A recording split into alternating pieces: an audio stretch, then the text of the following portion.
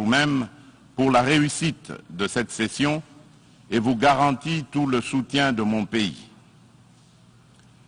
Monsieur le Président, les défis majeurs auxquels l'humanité fait face actuellement sont la sécurité et la paix pour tous, la maîtrise des changements climatiques, la relance de l'économie mondiale après la Covid-19, la lutte contre la pauvreté et la promotion du bien-être collectif. Ces principaux défis sont complexes et intimement enchevêtrés. Conscient de cette réalité, je salue le choix judicieux et la pertinence du thème central de ces assises, à savoir un tournant décisif des solutions transformatrices face à des défis intriqués. À l'évidence, le relèvement de ces défis exige plus de concertation, plus de coopération et plus de solidarité entre les États et les nations. Le maintien de la paix et la sécurité internationale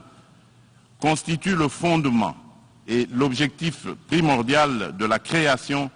de l'Organisation des Nations Unies. Ni l'indifférence, ni l'immobilisme, ni l'attentisme ne sont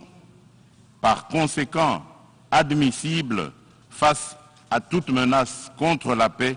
et la sécurité internationale. À ce jour,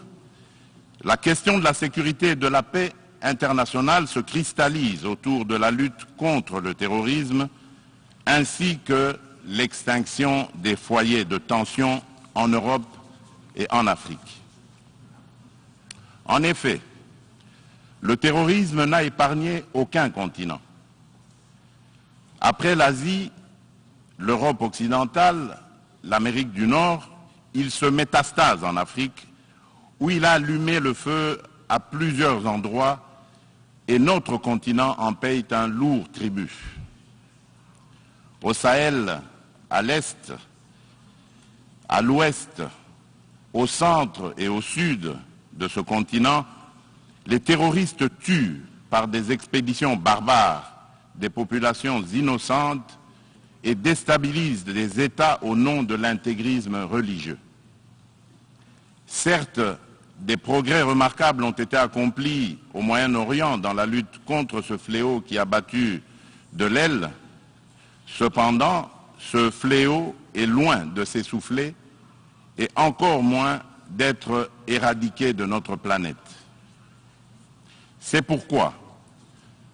la République démocratique du Congo, une des victimes africaines de ce terrorisme, est membre de la coalition globale contre l'État islamique, interpelle les Nations Unies et les exhorte à s'impliquer activement dans la mise en œuvre des recommandations de cette coalition et de celles du processus d'Aqaba. Les réactions, les déclarations d'intention et les proclamations de foi sans action collective vigoureuse sur le terrain ne suffiront jamais pour éradiquer le terrorisme. Monsieur le Président, au cœur de l'Europe, la guerre entre la Russie et l'Ukraine est une plaie béante dont le saignement atteint même l'Afrique lointaine et perturbe le commerce international à cause des dégâts collatéraux importants, notamment en matière d'approvisionnement en produits céréaliers et énergétiques d'origine ukrainienne et russe, nécessaires à l'alimentation des populations ainsi qu'au fonctionnement des économies des pays importateurs. Il est impératif que les Nations Unies interviennent avec diligence et plus de fermeté pour éteindre ce brasier et ce, dans le respect absolu des règles du droit international. La République démocratique du Congo souscrit à la position de l'Union africaine et appelle toutes les parties au conflit à suivre la voie du dialogue et du droit préconisée par l'Afrique, qui a par ailleurs l'expérience de gestion des crises sécuritaires provoquées par des groupes armés dans certains de ces États. À ce sujet, les Nations Unies savent que mon pays, la République démocratique du Congo, est victime d'une crise sécuritaire aiguë qui dure depuis plus de 20 ans à l'est de son territoire national. Tout observateur honnête et de bonne foi reconnaît que cette crise est causée principalement par les convoitises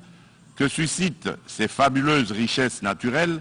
et les ambitions de puissance de certains de ses voisins.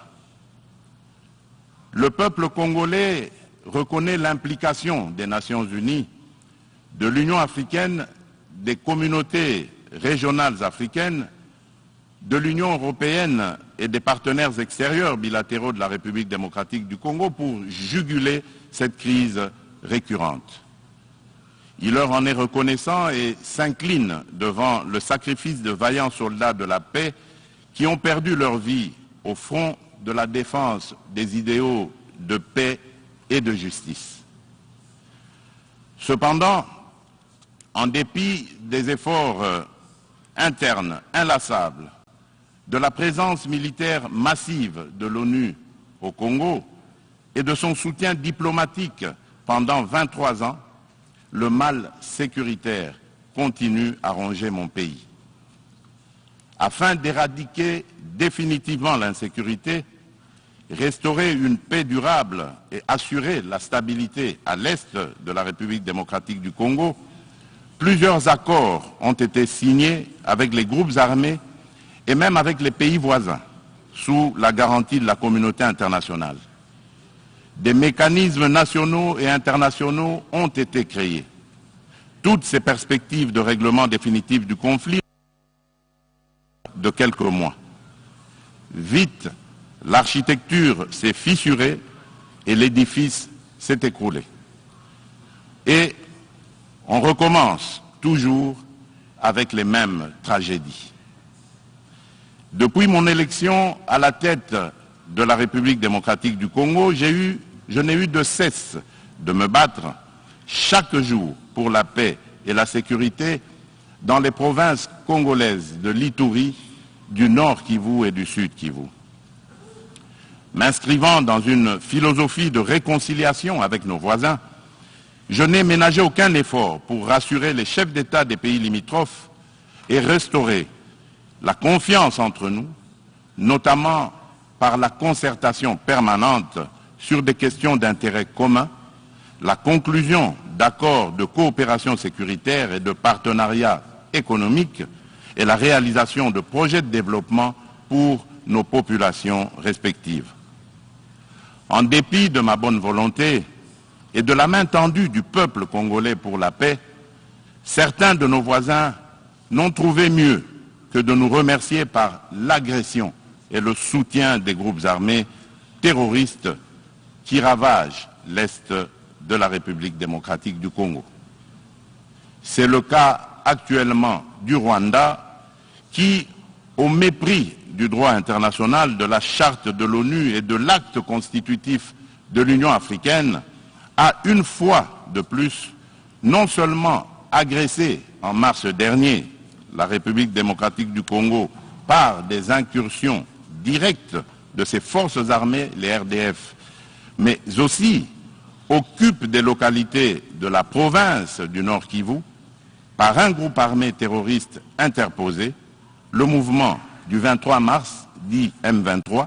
auquel il apporte un soutien massif, tant en matériel de guerre qu'en hommes de troupes.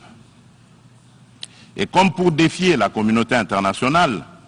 le M23, avec le soutien de l'armée rwandaise, a même abattu un hélicoptère de la MONUSCO et tué 8 casques bleus, commettant ainsi un crime de guerre. Je dénonce, en ce lieu emblématique de la vie internationale, avec la dernière énergie, cette énième agression dont mon pays, le Rwanda, sous couvert d'un groupe terroriste dénommé le M23. Monsieur le Président, l'implication du Rwanda et sa responsabilité dans la tragédie que vivent mon pays et mes compatriotes des zones occupées par l'armée rwandaise et ses alliés du M23 ne sont plus discutables, dès lors que plus d'une fois, aussi bien les groupes d'experts dûment mandatés par l'ONU et le mécanisme conjoint de vérification élargie de la conférence internationale sur la région des Grands Lacs, la CIRGL, que des organisations non gouvernementales humanitaires et des droits de l'homme crédibles les ont établis dans des rapports documentés et objectifs à la limite du scientifique. Pour éclairer la communauté des nations et mettre fin aux sempiternelles dénégations des autorités rwandaises, le gouvernement congolais réitère sa demande au président du Conseil de sécurité de distribuer officiellement aux membres du Conseil le dernier rapport des experts de l'ONU sur la situation sécuritaire à l'est de la République démocratique du Congo et de le faire examiner avec diligence par lui afin d'en tirer toutes les conséquences qui s'imposent sur le plan du droit, de la paix et de la sécurité internationale. Il y va de l'image et de la crédibilité de notre organisation. Procéder autrement serait, d'une part, encourager le Rwanda à poursuivre son agression, ses crimes de guerre et ses crimes contre l'humanité en République démocratique du Congo, et d'autre part, nourrir davantage la suspicion légitime des Congolais sur l'impartialité de l'ONU, ainsi que la complicité de certains de ses membres dans ces crimes. C'est pour mettre fin à cette suspicion et dissiper l'ambiguïté de certaines positions du Conseil de sécurité sur la crise sécuritaire à l'est de la RDC, ambiguïté qui excède la population congolaise et exacerbe la tension entre elle et la mission de l'ONU pour la stabilisation du Congo, la MONUSCO, que le gouvernement de mon pays a demandé la réévaluation du plan de retrait progressif et responsable de cette mission.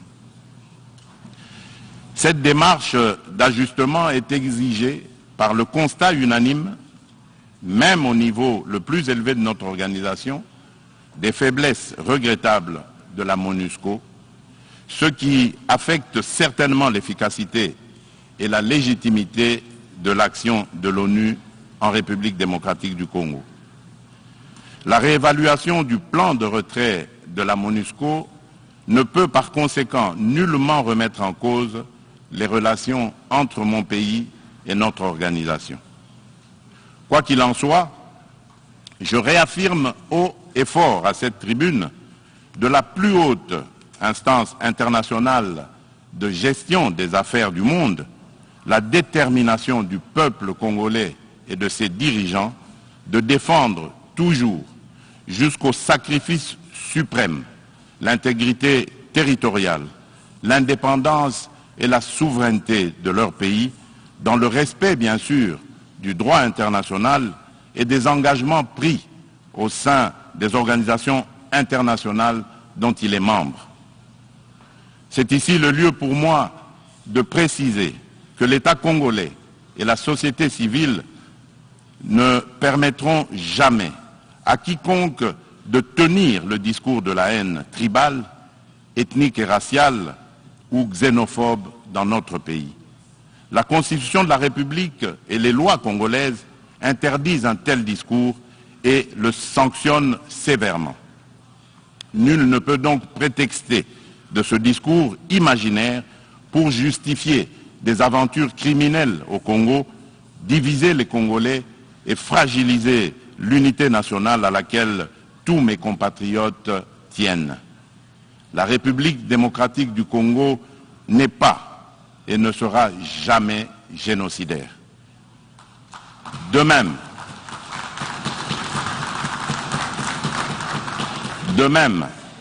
je soutiens que la prétendue collaboration que certains officiels congolais entretiendraient avec les opposants rwandais des forces démocratiques pour la libération du Rwanda, les FDLR, dont se servent les dirigeants rwandais pour justifier les agressions répétées de la RDC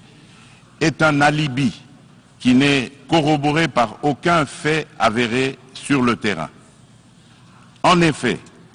les FDLR ont été décapités et réduites à néant par les forces armées de la République démocratique du Congo, les FARDC, en étroite collaboration avec l'armée rwandaise dans le cadre des opérations conjointes menées il y a quelques années. La République démocratique du Congo a en outre rapatrié plusieurs éléments des FDLR et leurs familles. Dès lors, les Congolais se demandent de quel FDLR parle-t-on? Quel est le mètre carré du territoire rwandais occupé par ces fantomatiques FDLR? À quel lieu précis du sol rwandais a-t-on jamais vu un jour un soldat congolais? Quoi qu'il en soit,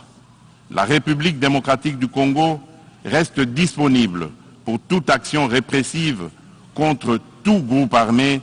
qui tenterait de troubler la paix et la sécurité dans un pays voisin et dans la région des Grands Lacs. Monsieur le Président, le peuple congolais demande aux Nations Unies, à l'Union africaine, aux communautés régionales africaines et du Congo, de ne plus se fier aux dénégations éhontées des autorités rwandaises et de contribuer plutôt au rétablissement de la sécurité, à la construction d'une paix durable et à la création de conditions nécessaires à une coopération fructueuse dans la région des Grands Lacs et pour le bien de tous. À cet effet, il est nécessaire de voir ceci, 1. Rendre effectif le retrait immédiat du M23 des localités occupées, le retour des déplacés congolais de ces localités à leur domicile et la cessation sans condition du soutien de l'armée rwandaise à ce groupe terroriste, selon l'esprit et la lettre de la feuille de route de Luanda, convenue entre la République démocratique du Congo et le Rwanda, ainsi que des déclarations successives du Conseil de sécurité de l'ONU, du Conseil de paix et de sécurité de l'Union africaine, de la Communauté d'Afrique de l'Est, la CAE, et de la Communauté pour le développement de l'Afrique australe, la SADC. 2. Multiplier les pressions sur le Rwanda et le M23, dont les dirigeants sont du reste sous sanction de l'ONU, et montrer plus de fermeté à leur égard pour qu'ils respectent les positions prises par les organisations internationales précitées. 3. Appuyer la poursuite du processus de paix de Nairobi, les discussions de Luanda entre la République démocratique du Congo et le Rwanda et le déploiement de la force régionale de l'Afrique de l'Est, dont le statut et les règles d'engagement viennent d'être signés le 8 septembre dernier à Kinshasa, successivement par le gouvernement congolais et le secrétariat général de la CAE, d'une part, et d'autre part, par les FARDC et le commandement de cette force régionale. 4. Encourager le président honoraire du Kenya, le président Uhuru Kenyatta, et le président de l'Angola, de la République d'Angola, João Lourenço, médiateur de la CAE et de l'Union africaine dans la crise sécuritaire en République démocratique du Congo, à poursuivre leurs bons offices. 5. Lever tout obstacle à la restructuration par la République démocratique du Congo de ses forces armées et de défense, à la montée en puissance de celles-ci pour mieux remplir ses missions régaliennes, notamment par la levée pure et simple de toutes les mesures restrictives de l'acquisition d'équipements militaires, la forme édictée par le Conseil de sécurité de l'ONU. La réalisation des actions préconisées ci-dessus garantira sans doute le peuple congolais de la certitude d'un règlement de la crise et facilitera un dialogue constructif entre toutes les parties concernées quant à ce. Monsieur le Président, Nous, peuple congolais, sommes décidés cette fois-ci à mettre définitivement fin à l'insécurité à l'est de notre pays, quoi qu'il en coûte. L'heure a sonné de casser à jamais le cycle infernal de la violence à l'est de la République démocratique du Congo pour stabiliser la région des Grands Lacs afin de tirer le plus grand bénéfice de ses potentialités économiques ainsi que de sa riche biodiversité pour sauver l'humanité face au changement climatique. La gestion de ces changements pose deux problèmes fondamentaux, à savoir la mise en œuvre d'instruments juridiques et financiers issus de négociations internationales, en particulier dans le cadre des différentes conférences des parties à l'accord des Nations Unies sur le climat, la COP, et la transition énergétique. Il est temps, d'une part, de mettre fin à l'exécution sélective des engagements souscrits par les pollueurs et d'autre part, de compenser au nom de la justice climatique les efforts fournis par les pays moins pollueurs, dont ceux de l'Afrique, pour préserver l'environnement dans l'intérêt de toute notre planète. Quant à la transition énergétique, l'Afrique regorge suffisamment de sources d'énergie renouvelables et de matières premières susceptibles de contribuer à la mobilisation des alternatives crédibles à la double crise énergétique et écologique. De ce point de vue, il est important de relever que la République démocratique du Congo compte parmi les principaux producteurs de minerais stratégiques essentiels à la transition énergétique et à la décarbonisation du secteur des transports, dont notamment le cobalt, le lithium, le nickel ainsi que le manganèse. Mon pays s'est fixé comme objectif de produire proprement les 10 minerais à cette fin. C'est dans cette perspective que la République de Zambie et la République démocratique du Congo ont signé le 29 avril de cette année un accord relatif à la mise en place d'une chaîne de valeur dans le secteur de batteries électriques et des énergies propres. Il va sans dire, au vu de l'importance des investissements que requiert la réalisation d'un tel projet, que l'implication des partenaires est particulièrement indispensable, notamment en termes d'apport en capitaux et en technologies adaptées. En outre, afin de soutenir le programme de transformation verte des économies sur le continent africain et de rencontrer la demande d'énergie croissante dans le monde, mon pays a pris l'option de valoriser son immense potentiel en matière d'énergie renouvelable, dont l'hydroélectricité, le solaire, la géothermie et l'exploitation de ces gisements gaziers. De ce fait, la République démocratique du Congo se présente comme un atout à la réalisation de l'agenda 2063 de l'Union africaine à travers la mise en œuvre du projet Grand Inga, lequel pourrait également s'avérer bénéfique pour une partie de l'Europe et du Moyen-Orient. C'est dans cette perspective qu'elle est heureuse d'abriter les travaux préparatoires de la 27e conférence des parties sur le climat, la pré-27, le mois prochain. Monsieur le Président, je saisis cette opportunité pour apporter de la lumière sur le volet environnemental de l'appel d'offres lancé le 28 juillet dernier par mon pays pour l'exploration de ces 27 blocs pétroliers et 3 blocs gaziers, appel qui semble faire inutilement polémique sur la place publique internationale. À ce sujet, il convient de rappeler qu'aucun instrument juridique international pertinent ratifié par la République démocratique du Congo ne lui interdit d'exploiter ses ressources naturelles pour cause de protection de l'environnement ou par crainte de l'aggravation du réchauffement de la planète. Ensuite, l'accord de Paris de 2015 reconnaît aux pays en voie de développement le droit d'émettre le CO2 pour le développement, mais en prenant des précautions pour le climat mondial à travers leur contribution déterminée à l'échelle nationale, la CDN. Ainsi, le gouvernement de la République démocratique du Congo s'est fixé comme objectif d'exploiter, dans le respect des normes environnementales, les ressources naturelles du pays et de les transformer localement pour leur donner de la valeur ajoutée et booster l'économie nationale, notamment par la création des richesses liquides et des emplois afin d'améliorer les conditions de vie des populations congolaises. Stratégies et mesures adéquates ont été adoptées et prises pour éviter des impacts négatifs sur l'environnement. Elle prévoit, à l'instar d'autres pays d'Afrique et d'Europe qui ont relevé ce défi,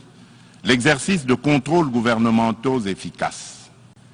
Il est question pour la République démocratique du Congo d'atteindre ses objectifs économiques et sociaux en préservant ses forêts et en continuant de demeurer le pays solution pour la lutte contre le réchauffement climatique. Mon pays reste ouvert à la coopération avec tout partenaire disposé à l'aider à l'atteindre ses objectifs. Sur le plan économique, le pari à gagner est celui de donner les chances de redressement aux économies des pays affaiblis par les effets collatéraux des changements climatiques et du coronavirus, afin de promouvoir une croissance économique mondiale équilibrée et de stopper l'aggravation de la pauvreté dans les pays en développement. Nous ne pouvons pas relever ce défi sans des efforts internes de bonne gouvernance au niveau national, ni investissement productif des richesses, ni transfert réel des ressources financières suffisantes à ceux qui en ont besoin. C'est pourquoi la République démocratique du Congo plaide pour la concrétisation de la proposition de cession par les pays riches d'un pourcentage de leurs droits de tirage spéciaux, les DTS, au Fonds monétaire international, aux pays les moins nantis, faite par la conférence de Paris sur la relance des économies post-Covid-19 du mois de mai 2021 et appuyée par un engagement ferme du sommet du G20 d'octobre de la même année à Rome. En tout cas, toute facilité d'accès aux ressources additionnelles en faveur des pays éprouvés par les changements climatiques et la Covid-19 sera la bienvenue. De même, l'allègement du fardeau de la dette des pays à faible revenu devra demeurer une préoccupation permanente qu'il convient d'intégrer dans une approche globale de solidarité internationale. Pour sa part, en dépit de la conjoncture économique mondiale difficile par suite des effets pervers de la pandémie de Covid-19, la République démocratique du Congo a enregistré des progrès remarquables en termes de croissance économique. Le rythme de création de richesses s'est accéléré en 2021 grâce particulièrement au dynamisme du secteur minier dont la croissance de la production est passée de 1% en 2019 à 10,1% en 2021 par suite de la bonne tenue des cours du cuivre et du cobalt sur le marché international. Le taux d'inflation et celui de change du franc congolais sont restés relativement stables. Aussi, le Conseil d'administration du Fonds monétaire international a-t-il conclu favorablement la deuxième revue du programme soutenu par la facilité élargie de crédit.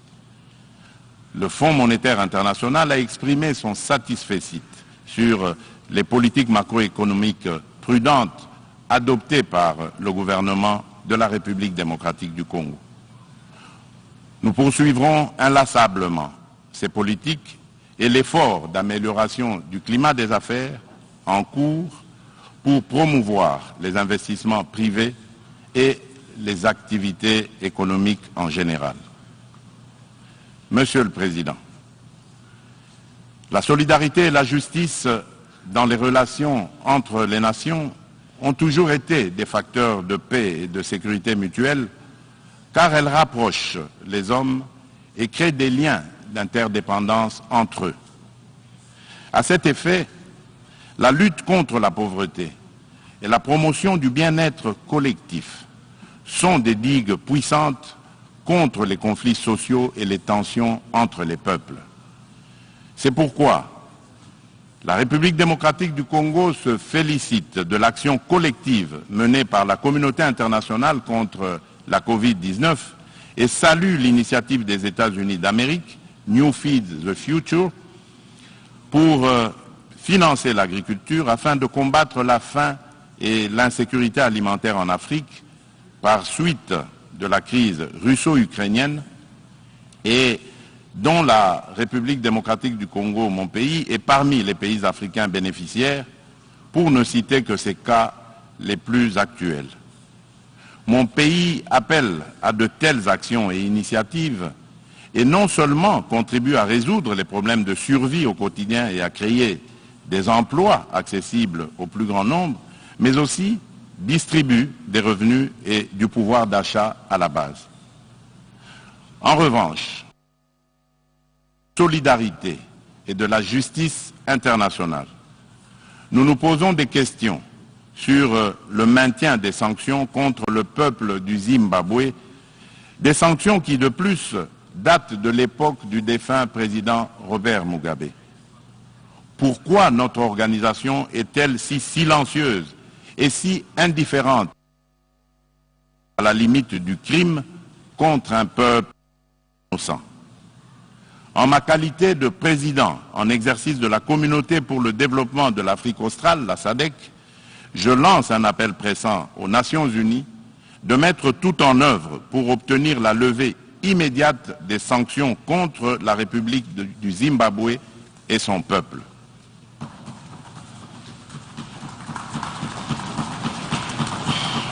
Monsieur le Président, dans ce monde multipolaire, aucun pays, aussi puissant et riche soit-il, ne peut prétendre affronter seul les défis que je viens d'exposer ci-dessus, et encore moins les relever dans l'intérêt de tous. L'importance des enjeux, la complexité des problèmes à résoudre et l'ampleur de la tâche exigent une approche multilatérale équitable qui intègre les intérêts d'un chacun et mutualise les énergies de tous dans le respect réciproque. C'est pourquoi la République démocratique du Congo continue à penser qu'il est indispensable de mieux structurer le multilatéralisme et de l'enrichir dans l'égalité de traitement et de toutes les parties prenantes afin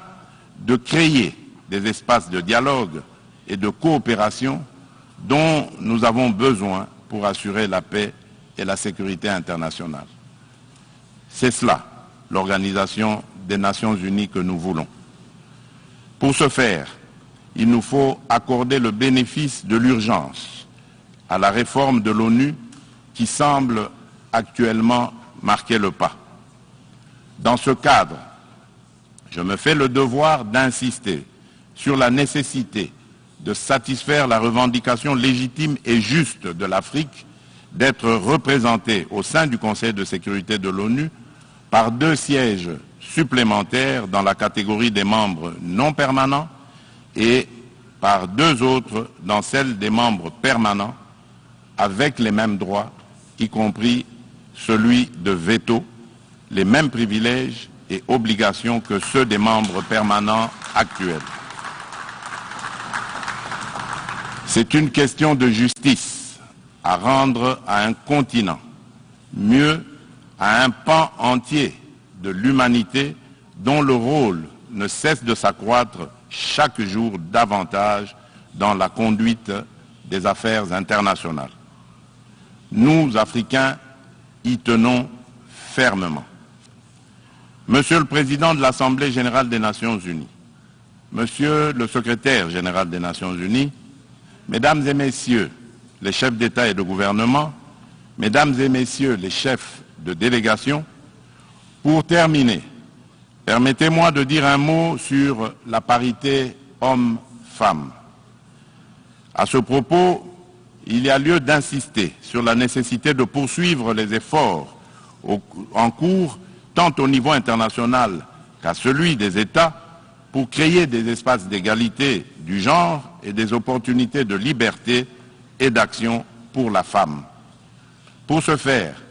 l'implication des hommes dans les politiques de promotion du genre s'avère nécessaire parce que d'une part, l'homme partage la vie avec la femme et d'autre part, depuis des temps immémoriaux, pour des raisons diverses, l'homme s'est forgé une prééminence sur la femme qui lui confère une influence déterminante sur le destin de cette dernière. Nous devons mettre un terme à cette situation de fait. C'est pourquoi, lors de mon mandat à la tête de l'Union africaine, j'ai initié une rencontre des chefs d'État et de gouvernement de l'organisation continentale sous le thème de Conférence des hommes sur la masculinité positive.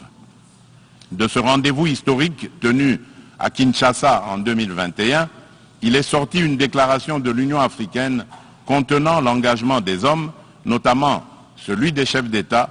et de gouvernement, de mettre fin aux violences faites aux femmes et aux filles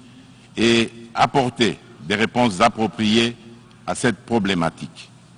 Cette déclaration constitue une véritable charte de l'Union africaine pour la femme que je m'attelle à matérialiser en ma qualité de champion de l'Union africaine pour la masculinité positive. C'est dans ce cadre que j'ai entrepris de promouvoir davantage la Congolaise qui occupe aujourd'hui de plus en plus l'avant-plan de la gestion des affaires publiques au sein des institutions politiques, judiciaires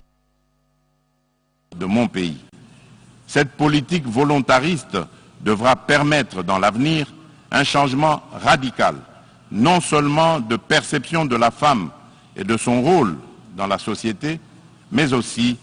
dans la prise en charge par la femme elle-même de son destin. En effet, la parité n'est pas un cadeau fait à la femme, mais une responsabilité qu'elle doit assumer. Je souhaite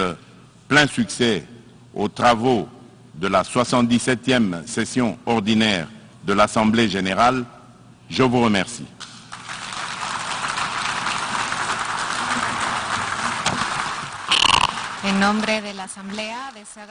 Au nom de l'Assemblée, je remercie le président de la République démocratique du Congo pour sa déclaration et je prie le protocole de bien vouloir accompagner son Excellence. L'Assemblée va maintenant l'Excellence Faustin Archange-Touadéla, président de la République centrafricaine. J'invite donc le protocole à bien vouloir accompagner son Excellence. Voilà, très chers téléspectateurs.